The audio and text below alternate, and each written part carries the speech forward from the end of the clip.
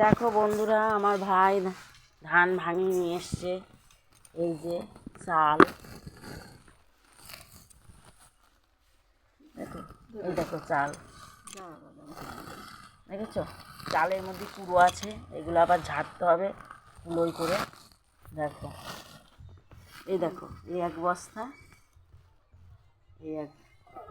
এই বস্তায় রয়েছে, আর এই বস্তায় রয়েছে। ভ্যানে করে নিয়ে গিয়ে ভাঙিয়ে নিয়ে এসছে কলের থেকে।